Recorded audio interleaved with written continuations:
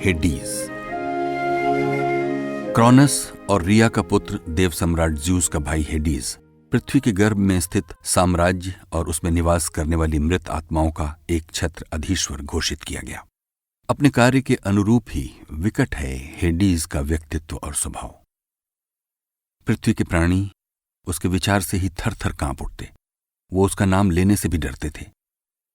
किसी स्वजन अथवा मित्र की मृत्यु हो जाने पर वो बहुधा ये घोषणा इस प्रकार करते कि अमुक व्यक्ति गुजर गया अथवा अमुक भाग्यवान स्वर्गवासी हो गया। यद्यपि हेडीज मृत्यु का नहीं केवल मृतात्माओं के देश का स्वामी है, फिर भी जनसाधारण में उसका नामोच्चारण अनिष्टकारी माना जाता था। हेडीज मानव का शत्रु नहीं है। संभवतः इस विश्रुति का कारण हेडीज की अपरिवर्तनीय न्यायशीलता है। अपराध की गुरुता के अनुसार अपराधी को दंडित करना उसका कर्तव्य है और इस विषय में उससे दया की अपेक्षा व्यर्थ है। लेकिन इसका ये अर्थ नहीं है कि हेडीज अपनी निर्ममता को तृप्त करने के लिए अकारण ही दंड विधान किया करता है। पुण्यात्माओं को पुरस्कृत करने को भी वो उसी तत्परता से प्रस्तुत है। हेडीज निष्ठुर भले हो, दुराचारी अथवा अन्यायी नहीं है। हेडीज का दूसरा नाम प्लूटन है। रोम निवासियों का संभवतः कोई अपना विशेष मृत्यु देवता नहीं था, इसलिए उन्होंने प्लूटो को ही इस पद पर प्रतिष्ठित कर दिया।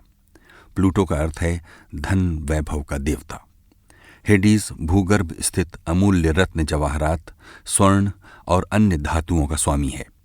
हेडीज को दिस भी कहा जाता है। ये लैटिन शब्द धनाढ्य का पर्यायवाची है। हेडीज को अतिथि पूजक और कुशल परामर्शदाता भी कहा जाता था। यह संभवतः इसलिए कि लोग उसका नाम नहीं लेना चाहते हैं। हेडीज के पास एक अद्भुत शिरस्त्राण था जिसे पहनने पर वो अदृश्य हो जाता था। ये शिरस्त्राण उसे साइक्लॉप्स ने भेंट स्वरूप दिया था। हेडीज के रंग रूप के विषय में निश्चित रूप से कुछ कहना कठिन है। प्राचीन स्रोतों में तो उसका नाम तक नहीं मिलता। पृथ्वी के गर्भ में स्थित अपार धनराशि पर उसका आधिपत्य था, लेकिन धरती पर उसकी कोई निजी संपत्ति नहीं थी।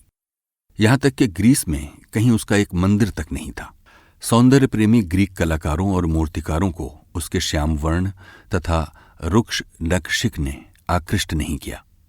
अन्य देवताओं की अपेक्षा हेडीज का कला में भी बहुत कम चित्रण हुआ है, लेकिन सेनेका के अनुसार हेडीज के मुख पर सदा वर्तमान क्रूर भाव उसे भयावह बना देता था।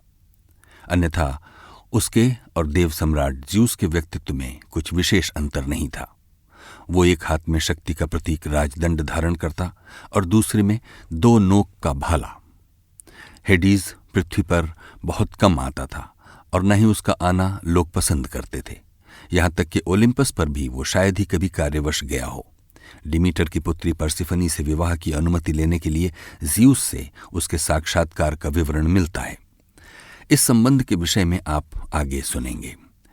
पर्सिफनी का अपहरण करने के लिए हेडीज 4 काले घोड़ों से जुते हुए अपने रथ पर बैठकर विद्युत वेग से एक बार पृथ्वी के वक्ष को चीर कर आया था और पलक झपकते ही अदृश्य भी हो गया था। इस घटना के अतिरिक्त हेडीज यदाकदा उद्दाम वासना से प्रेरित होकर किसी सुंदरी की खोज में कभी कभी पृथ्वी पर आ निकलता था, लेकिन अपने इन प्रयासों में वो विशेष सफल नहीं रहा। एक बार तो वो सुंदर वन कन्या मिंथी को अपनी गरिमा और वैभव से प्रलुब्ध करने में सफल भी हो गया। निकट था कि वो उस सुकुमारी का सतीत्व भंग कर डालता, लेकिन तभी अचानक पर्सिफनी आ पहुंची और उसने अपनी शक्ति से मिंथी को पुदीने के पौधे में परिवर्तित कर दिया। इसी तरह एक बार हेडीज अपनी पत्नी पर्सिफनी के हस्तक्षेप के कारण रूपसी ल्यूसी के संसर्ग से भी वंचित रह गया। पर्सिफनी ने हेडीज की वासना तृप्ति से पहले ही उसे एक श्वेत चिनार के वृक्ष में बदल दिया। ये वृक्ष पृथ्वी के गर्भ में बहने वाली स्मृति की नदी के किनारे खड़ा है। हेडीज के साम्राज्य को भी हेडीज के नाम से ही जाना जाता है। ये एक गहन अंधकार में डूबा हुआ स्थल है, जहां सूर्य का प्रकाश भी पहुंच नहीं सकता। वहां दिन और रात का कोई भेद नहीं। होमर के इलियड के अनुसार यह स्थान पृथ्वी के गुप्त स्थलों के नीचे स्थित है, लेकिन हेडीज की स्थिति के संबंध में विभिन्न धारणाएं प्रचलित रही हैं। एक अन्य विवरण के अनुसार यह क्षेत्र सुदूर पश्चिम में स्थित है और वहीं इसका प्रवेश द्वार है। समुद्र के विस्तार से परे केमेरियंस का देश है, जहां कभी सूर्य नहीं निकलता। यहीं एक चिनार और बेंत के वृक्षों का घना जंगल है। यहाँ यह स्मरणीय है कि चिनार महारानी पर्सिफनी का प्रिय वृक्ष है। ये वन भूगर्भ के देवता हेडीज के निवास स्थल के बाहर ही है। यहीं से हेडीज की तरफ पृथ्वी के गर्भ में एक मार्ग जाता है। इस वन के एक ओर सूर्य का अस्ताचल है और दूसरी तरफ स्वप्नों की नगरी। रोम में प्रचलित धारणा के अनुसार हेडीज में एवर्नस नामक स्थान से प्रवेश किया जा सकता है। वर्जिल द्वारा हेडीज की स्थिति का जीवंत वर्णन हुआ है। अपने महाकाव्य ईनियड में वर्जिल ने वीर ईनियस की सिबिल के साथ हेडीज की यात्रा का विस्तृत वर्णन किया है। इसके अनुसार हेडीज का द्वार वेसुवियस के निकट ज्वालामुखी पर्वतों के मध्य स्थित है। ये सारा प्रदेश उबड़ खाबड़ है। जगह जगह पर पृथ्वी कटी-फटी और दरारों से क्षत विक्षत है। इन दरारों से रह रहकर आग की लपटें निकला करती हैं। धुएं से आच्छादित वातावरण कांप कांप उठता है। वायु शीतकार करती रहती है और पृथ्वी के गर्भ से डरावनी आवाजें निकलती हैं। यहीं एक फटे हुए ज्वालामुखी में एवर्नस झील का जल भर गया है, जो एक विशाल भंवर सा प्रतीत होता है। इसकी चौड़ाई लगभग आधा मील है, लेकिन गहराई का अनुमान लगा पाना असंभव है। इस झील के ऊंचे नीचे किनारों पर घना अंधेरा जंगल है। इस पानी से दुर्गंधमय विषैला वाष्प उठा करता है, जिस कारण इस प्रदेश में जीवन असंभव है। दूर दूर तक न कोई जीव जंतु विचरते हैं, न ही चिड़ियों की चहक सुनाई देती है। जीवन के चिन्हों से इसका विरोध है। चारों ओर मृत्यु का भयानक सन्नाटा छाया है। यहीं इसी प्रदेश में वो गुहा है जो सीधी हेडीज की तरफ जाती है। इस रास्ते पर गरीबी, भूख, बीमारी, दुख, दर्द, बुढ़ापा, अस्वस्थ और अपूर्ण इच्छाएं, भय, पाप, यंत्रणा और मृत्यु अपने भयानक पंजे खोले बैठे हैं। मृतकों के देश को जीवित मनुष्यों की पृथ्वी से अलग करती है हेडीज की एक नदी। इस नदी का नाम स्टिक्स अथवा एक्रो बताया जाता है। हेडीज में कुल 5 नदियां हैं: स्टिक्स, एक्रो, प्लेगेंथो, कॉकिटॉस और लीथी, जिनके क्रमशः अर्थ हैं विभत्स, त्रासयुक्त, आग्नेय, आक्रंदक और विस्मरण। एक प्राचीन स्रोत के अनुसार प्लेगेंथो अग्नि से भरी हुई है और वो नरक के देवता हेडीज और देवी पर्सिफनी के महल को चारों तरफ से घेरे हुए है। बाद के कुछ कवियों ने इसे पापी आत्माओं का यंत्रणा स्थल भी कहा है, लेकिन संभवतः ये चिता की अग्नि की ओर एक संकेत मात्र है।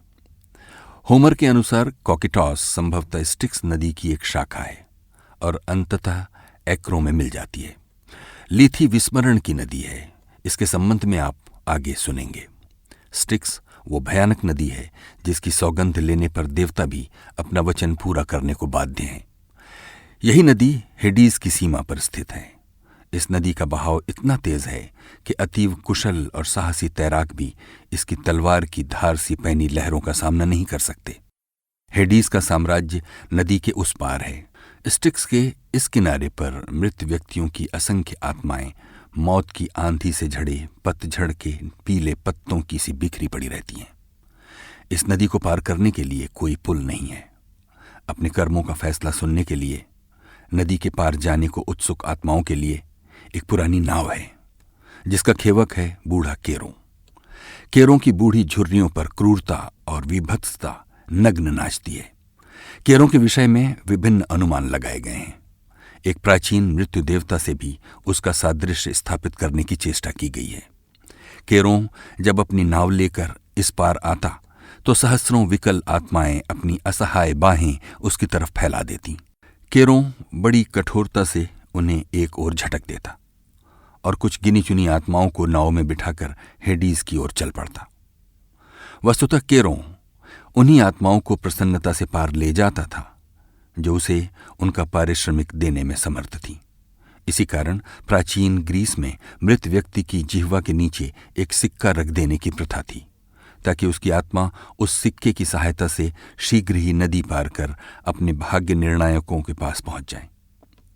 जिन व्यक्तियों के साथ यह सिक्का नहीं रखा जाता था, उनकी आत्माएं सहर्ष वर्ष तक स्टिक्स के इस ओर ही भटकती रहती थीं। 100 वर्ष व्यतीत हो जाने पर केरों को उन्हें बिना पारिश्रमिक के स्टिक्स के पार हेडीज के राज्य में बेमन से ले जाना पड़ता था। स्टिक्स के उस पार नियुक्त है हेडीज का द्वारपाल, 3 सिर वाला विशालकाय कुत्ता सेब्रस। सेब्रस के गले से सहस्रों फुफकारते हुए सर्प लिपटे हुए हैं। हेडीज में केवल मृतात्माएं ही प्रवेश कर सकती हैं। वहां जीवित व्यक्ति का प्रवेश निषेध है। यदि कोई व्यक्ति स्टिक्स को किसी प्रकार पार करके हेडीज में प्रवेश करने का प्रयत्न करता तो सेब्रस उसे जीवित ही निगल जाता। सिबीले के साथ जब वीर इनियस ने हेडीज में प्रवेश करने का प्रयत्न किया तो सेब्रस के 3 सिर जोर जोर से भौंकने लगे। इनियस ने तलवार खींच ली, लेकिन सिबीले ने उसे रोक दिया और एक स्वादिष्ट केक उसकी तरफ फेंक दिया। सेब्रस जल्दी जल्दी उसे खाने लगा। उस केक में कुछ ऐसा नशा मिला था कि सेब्रस शीघ्र ही ऊँघने लगा और इनियस सिबिले के साथ हेडीज में प्रवेश कर गया। इसी प्रकार एक अन्य अवसर पर प्रसिद्ध गायक और संगीतज्ञ ऑर्फियस ने सदेह हेडीज में प्रवेश किया था। उसके स्वर में इतनी वेदना और उसके संगीत में ऐसा जादू था कि सेब्रस तक मुग्ध हो गया। जीवित व्यक्तियों के अतिरिक्त उन आत्माओं का भी हेडीज में प्रवेश निषेध है जिनके शव का अंतिम संस्कार विधिवत नहीं किया गया। मृतात्मा के हेडीज में प्रवेश के लिए शव का दफनाया जाना आवश्यक है। यह संगत भी है क्योंकि हेडीज का साम्राज्य पृथ्वी के गर्भ में स्थित है और प्राचीन काल में सदा ही इस धारणा पर विश्वास किया जाता था कि मृत्यु के बाद कब्र में भी आत्मा का अपना एक जीवन है जो देह के नाश से प्रभावित नहीं होता। इसलिए शवों को दफनाने की प्रथा का प्रचलन था। लाश को जलाया भी जाता था। ऐसी स्थिति में उसकी राख को कलश में भरकर पृथ्वी में गाड़ दिया जाता था। अगर शव को दफनाने और जलाने का भी अवसर न हो, जैसा कि युद्ध में बहुधा होता है, तो मृत के शव पर 3 मुट्ठी मिट्टी डाल दी जाती थी ताकि उसकी आत्मा को भूगर्भ स्थित हेडीज के साम्राज्य में प्रवेश मिल जाए, अथवा उसका प्रेत पृथ्वी पर ही भटकता रहता था। हेडीज में प्रवेश करने पर सबसे पहले वही स्थान है जहां मृत आत्माएं निवास करती हैं। इस स्थल को कुछ स्रोतों में एस्फाडेल कहा गया है। ये आत्माएं जीवित व्यक्ति की छाया की भांति हैं, जिनका कोई रंग रूप नहीं है, जिनमें जीवन की उष्णता नहीं है। सबसे पहले भाग में उन नन्हे मुन्ने बच्चों की आत्माएं हैं जिन्हें फूलने फलने से पहले ही मृत्यु के निष्ठुर हाथों ने कुचल डाला। उसके साथ ही उन अभागे व्यक्तियों की आत्माएं भटक रही हैं जिन पर झूठे आरोप लगाकर प्राणदंड दे दिया गया। अगली श्रेणी में वे मूर्ख लोग हैं जिन्होंने जीवन की महत्ता को न जानकर अपने ही हाथों अपना अंत कर दिया। अगर हेडीज की यंत्रणा से उनका थोड़ा सा भी परिचय होता तो वो सहर्ष जीवन के दुख और कठिनाइयां झेल लेते, लेकिन आत्महत्या न करते। उनके आगे वो दुखी आत्माएं हैं जिन्हें जीवन में अपने प्रेम का प्रतिदान नहीं मिल सका। असफल प्रेम की पीड़ा का मृत्यु भी अंत नहीं कर सकी और वो आत्माएं अब भी उसी की स्मृति में घुल रही हैं। उसके आगे के क्षेत्र में उन सैनिकों की आत्माएं हैं जो युद्ध स्थल में वीर गति को प्राप्त हुए। हेडीज में आई हुई आत्माओं के पाप पुण्य का निर्णय करने के लिए 3 न्यायाधीश नियुक्त हैं। इनके नाम हैं मायनास, रॉडोमिन्थस और एकॉस। ये तीनों संभवतः प्राचीन काल के 3 पुण्यात्मा महापुरुष थे जो अपने आदर्श कर्मों के कारण मृत्यु के उपरांत हेडीज में इन पदों पर प्रतिष्ठित किए गए। ये तीनों देवता हेडीज और पर्सिफनी के प्रतिनिधि हैं। होमर की ओडिसी में मायनास का उल्लेख एक न्यायाधीश के रूप में हुआ है, लेकिन उसका काम केवल मृतकों के आपसी झगड़ों को निपटाना है, उनके भाग्य का निर्णय करना नहीं है। होमर और पिंडार दोनों ने रॉडोमिन्थस को इलीसियम का अधिकारी माना है। होरेस के अनुसार मायनास ही सभी मृतकों के भाग्य का निर्णायक है। वर्जिल ने दुष्टों के दंड विधान का काम रॉडोमिन्थस को सौंपा है। प्लेटो की धारणा इन सब से भिन्न है। उसके अनुसार रॉडोमिन्थस एशिया के और एकॉस यूरोप के मृत निवासियों के पाप पुण्य न्याय की तुला पर तौलते हैं, और अगर किसी विषय में मतभेद हो अथवा निर्णय करना कठिन जान पड़े तो उसे मायनास के हवाले कर देते हैं। मायनास का निर्णय अंतिम और सर्वमान्य है। यह निर्णय तीनों न्यायाधीशों द्वारा उस स्थान पर लिए जाते हैं जहां 3 मार्ग मिलते हैं। निर्णय के अनुसार पुण्यात्माओं को इलीसियम, पापियों को टॉर्टोरस और जिन्हें पुण्य अथवा पाप की किसी भी श्रेणी में न रखा जा सके उन्हें वापस एस्फाडिल भेज दिया जाता है। निर्णय के बाद पापियों के दंड विधान को कार्यान्वित करने के लिए एरेनीज की नियुक्ति की गई है। एरेनीज या फ्यूरीज 3 बहनें हैं, टिसिफोनी, इलेक्ट्रो और मेगारा। जब क्रॉनस ने यूरेनस की हत्या करके उसके कटे हुए अंगों को समुद्र में फेंका तो रक्त की कुछ बूंदें पृथ्वी पर गिर पड़ीं। इस रक्त के पृथ्वी से संयोग के फलस्वरूप एरेनीज का जन्म हुआ। इस प्रकार एरेनीज आयु में ज्यूस से भी बड़ी हैं। लगभग सभी साहित्यकारों ने अपनी रचनाओं में इन भयावह देवियों का उल्लेख पाप और अपराध का प्रतिशोध लेने वाली शक्तियों के रूप में किया है।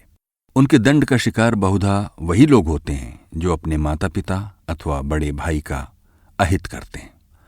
अगर छोटे बड़ों से, बच्चे माता पिता से, गृहस्वामी अतिथि अथवा शरणागत से दुर्व्यवहार करें तो वो एरेनीज के कोप से बच नहीं सकते। केवल हेडीज में आने वाली मृत आत्माओं से ही नहीं, वो ऐसे अपराधों का प्रतिशोध लेने के लिए स्वयं पृथ्वी पर भी चली जाती हैं और अपराधी का उस समय तक पीछा करती हैं जब तक उसे उचित दंड न मिले अथवा उसके पाप का प्रायश्चित न हो जाए। एरेनीज जिसका पीछा करती हैं वो व्यक्ति बहुधा पागल हो जाता है। मातृहत्या के अपराध में इसी प्रकार एरेनीज ने एक बार ओरेस्टीज का पीछा किया था। वो अपराध के मूल कारण अथवा औचित्य अनौचित्य पर विचार नहीं करती, उनका काम केवल दंड देना है। एरेनीज का अस्तित्व नैतिक चेतना का प्रथम चरण है। साहित्य और कला में एरेनीज का विभत्स चित्रण हुआ है। इनके मुख पाषाण की भांति कठोर हैं, गले में सर्पों की मालाएं हैं, सिर पर बालों की जगह सांप झूल रहे हैं, शरीर कोयले से काले हैं, सिर कुत्तों की भांति हैं, झींगुरों से विशालकाय पंख हैं, लाल आंखों से जैसे रक्त टपका पड़ता है। इनके हाथों में कांसे के दंड और जलती हुई मशालें हैं। यूमेनाइड्स के लेखक एस्किलस ने इसी रूप में एरेनीज का वर्णन किया है, लेकिन ये तथ्य उल्लेखनीय है कि किसी भी ग्रीक कलाकार ने उनका ऐसा भयानक और घृणास्पद वर्णन नहीं किया है। ग्रीक स्वभाव से सौंदर्य प्रेमी हैं। कुरूपता का सजीव चित्रण भी उनकी कोमल कल्पना को सह नहीं था। ग्रीक कलाकारों ने एरेनीज का चित्रण सुंदर स्त्रियों के रूप में किया है, जिनके मुख क्रोध से विकृत हो उठते हैं। उन्हें देखकर भय तो होता है, घृणा नहीं। एरेनीज अथवा फ्यूरीज का अर्थ ही है क्रुद्ध देवियां। जनसाधारण में इनका नाम लेने का प्रचलन नहीं था।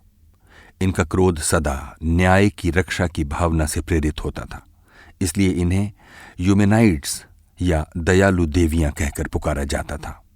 पृथ्वी की उत्पादन शक्ति से भी उनका संबंध स्थापित करने की चेष्टा की गई है। इसका मुख्य कारण यही है कि एरेनीज का निवास पृथ्वी के गर्भ में स्थित टार्टारस में है और अन्न पृथ्वी के भीतर से ही बाहर निकलता है। हेडीज के न्यायाधीशों द्वारा दंडित आत्माओं को टार्टारस की यातना भुगतनी पड़ती है। टार्टारस हेडीज के ही एक भाग में स्थित अंधेरा स्थान है। यह पृथ्वी से उतना ही नीचे है जितना आकाश ऊपर। टार्टारस में अभिशप्त पापी आत्माओं को दंड दिया जाता है। कुछ स्रोतों के अनुसार टार्टारस चारों तरफ से फ्लेगेंथों से घिरा हुआ है। ये अग्नि की नदी है। टार्टारस के चारों तरफ एक ऊंची काले रंग की सुदृढ़ दीवार है, जिसे पार कर पाना किसी प्राणी के वश की बात नहीं है। टार्टारस का भयावह विशाल द्वार लोहे का बना हुआ है। इसे देवता भी नहीं तोड़ सकते। द्वार स्तंभ पर टिसिफोनी एक कोड़ा लिए हुए बैठी है।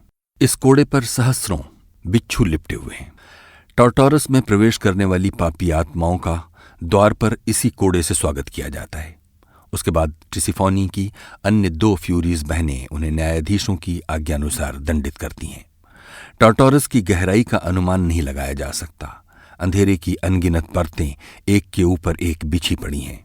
टार्टारस में प्रवेश करते ही तरह तरह की चीखने, चिल्लाने, कराहने और रोने की मर्मांतक आवाजें कानों में पड़ती हैं। कहीं अभागा एक्सायन निर्बाध गति से घूमते चक्र में बंधा हुआ बुरी तरह चीख रहा है। कहीं भरी पूरी नदी में टेंटालस सदियों का प्यासा खड़ा हुआ है। कहीं पापी सिसिफस पसीने से लथपथ लहूलुहान हाथों से एक विशाल पत्थर को पहाड़ी के शिखर तक ले जाने की असफल कोशिश कर रहा है। तो कहीं दुर्भाग्य की मारी डानाइट्स बहनें छलनी में पानी लेने की चेष्टा में छली जा रही हैं। एक और भीमकाय टाइटॉस सपाट पड़ा है और 2 खूंखार बाज उसके जिगर को नोच नोच कर खा रहे हैं। लेकिन ये बाज जिगर को जितना खाते हैं उतना ही वो बढ़ता जाता है। ये नोच खसोट की क्रिया न जाने कितनी ही शताब्दियों से निरंतर चल रही है और न जाने कब तक चलती रहेगी। टाइटॉस ने ज्यूस की प्रेमिका लीटो का कौमार्य भंग करने की चेष्टा की थी। ये उसी अपराध का दंड है। ऐसे ही न जाने कितने पापी टार्टोरस की असह्य लेकिन अनंत यंत्रणा भोग रहे हैं। इनमें अधिकांश वे लोग ही हैं जिन्होंने अपने मित्रों से विश्वासघात किया, विवाह की पवित्रता को भंग किया, स्वर्ण के लिए देश को बेच डाला, धर्म के नियमों का उल्लंघन और देवताओं का अनादर किया। टार्टोरस की विपरीत दिशा में है इलीसियन या इलीसियम, जहां सौभाग्यशाली पुण्यात्माएं निवास करती हैं, जिन्हें अपने पुण्य कर्मों के परिणाम स्वरूप प्रभु का अनुग्रह प्राप्त हुआ है। वो प्राणी सदैव इलीसियम में रहते हैं। इलीसियम में हर समय गुलाबी उजाला बिखरा रहता है। इस क्षेत्र का अपना एक निजी सूर्य है, अपना चांद और तारे हैं। यहाँ शोक, विषाद, क्रोध, मृत्यु आदि व्याधियों का नाम नहीं है। यहाँ न भयंकर झंझावात उठते हैं, न मूसलाधार वर्षा होती है, न शरीर को जकड़ देने वाली बर्फानी सर्दी पड़ती है, बल्कि हर समय हल्की सुगंधित अंगों को गुदगुदा जाने वाली मंद समीर अटखेलियां किया करती है। चारों तरफ हरियाली है। मखमली घास पर पुण्यात्माएं स्वच्छंद विचरती हैं। पेड़ों के पत्ते तालियां बजाकर उनका साथ देते हैं। यहाँ 12 मास वसंत की बहार है। वृक्ष रसीले फलों के बोझ से झुके जाते हैं। खेतों में सोने सी फसल झूमती है। झरने कल कल निनाद करते हैं। यहाँ के निवासी इंद्रधनुषी रंगों के फूलों की मालाएं धारण किए गुलाब से पटी पृथ्वी पर भ्रमण करते हैं। कहीं कोई वीणा के तार छेड़ रहा है, कहीं कोई मधुर स्वर में देवताओं की आराधना करता है, कोई वेदी सी उठते सुगंधित धूम्र में लिपटा सम्मोहित सा बैठा है, कोई कला की उपासना में व्यस्त है, कोई अश्वारोहण या मृगया में आनंद पाता है, कोई नृत्य और संगीत में। सारांश ये कि विश्व के सभी सुख यहाँ सुलभ हैं और सभी व्याधियां अनुपस्थित हैं। यहाँ के निवासियों को अपने जीवन के लिए कोई परिश्रम नहीं करना पड़ता। ऐश्वर्य और वैभव का भंडार उनके चारों तरफ बिखरा पड़ा है और इसके उपभोग का अधिकार उन्हीं वीरों को है जो अपने देश और गौरव की रक्षा करते हुए वीर गति को प्राप्त हुए, जिन्होंने साहित्य को दैवी प्रेरणा से समृद्ध किया, जिन्होंने विभिन्न क्षेत्रों में अन्वेषण करके मानवता का उपकार किया। संगीत और कला की उन्नति में महत्वपूर्ण योगदान करने वाले ऑर्फियस जैसे गायकों का यही अंतिम विश्राम स्थल है। निष्कलंक जीवन व्यतीत करने वाले देवताओं के उपासक मृत्यु के पश्चात यहीं निवास करते हैं। अनंत वैभव के इस स्वर्ग का अधिकारी क्रॉनस और रोडोमिंथस बताया जाता है। सुख और शांति के इस द्वीप इलीसियन की स्थिति के विषय में विद्वानों के मतभेद हैं। कुछ के अनुसार इलीसियन हेडीज का भाग नहीं है। हेडीज केवल मृत आत्माओं का निवास स्थल है और अमरत्व प्राप्त पुण्यात्माओं का उसी क्षेत्र में रहना कुछ उचित नहीं जान पड़ता। होमर के अनुसार इलीसियन पृथ्वी की पश्चिमी दिशा में समुद्र के निकट स्थित प्रदेश है। हीसियड तथा पिंडार का इलीसियन पश्चिमी समुद्र के मध्य में स्थित है, किंतु एरिस्टोफेनीज और वर्जिल ने इसकी स्थिति भूगर्भ स्थित हेडीज के साम्राज्य में ही बताई है। इलीसियन को हेडीज के अन्य भागों से एक नदी अलग करती है। इलीसियन की स्थिति और उसके ऐश्वर्य के वर्णन में ग्रीक कल्पना को पर्याप्त प्रसार मिला है। इस विवरण से यह भी स्पष्ट होता है कि ग्रीक दार्शनिकों, धर्मविदों और साहित्यकारों का आत्मा की नित्यता में दृढ़ विश्वास था। इसके अलावा हेडीज में स्थित स्थलों में मृतकों के देवता हेडीज अथवा प्लूटो तथा देवी पर्सिफनी का प्रासाद उल्लेखनीय है। यहीं स्वर्ण के सिंहासन पर हेडीज के साथ आसीन कुम्भलाए हुए फूलों से पर्सिफनी अपनी माता डिमीटर की स्मृति में ठंडी आहें भरा करती है। इसी प्रासाद की बाईं तरफ लीथी नदी है, जिसके किनारे सरु का एक वृक्ष खड़ा है। लीथी का उल्लेख सर्वप्रथम एरिस्टोफेनीज में मिलता है। कुछ प्राचीन स्रोतों में लीथी को एक झरना अथवा फव्वारा बताया गया है, लेकिन वर्जिल के अनुसार लीथी एक नदी है। लीथी विस्मरण की नदी है। वे आत्माएं जिन्हें पुनर्जन्म के उपयुक्त समझा जाता है इस नदी का जल पीती हैं ताकि वो अपने पूर्व जन्म की तमाम घटनाओं को भूलकर नए जीवन का प्रारंभ कर सकें। जो स्त्री पुरुष अपने जीवन में बचपन के भोलेपन और सादगी को छोड़कर भौतिकतावाद की तरफ आवश्यकता से अधिक आकृष्ट हो जाते हैं, वो अपवित्र हो जाते हैं। मृत्यु के उपरांत पवित्रीकरण की क्रिया के पश्चात उन्हें दोबारा पृथ्वी पर भेजा जाता है और इस प्रकार सृष्टि चलती रहती है। लीथी की विपरीत दिशा में स्मृति की नदी अथवा झरना है। इसके किनारे एक चिनार का वृक्ष है। इलीसियन जाने वाली आत्माएं इसी नदी का जल ग्रहण करती हैं। उनका पुनर्जन्म नहीं होता।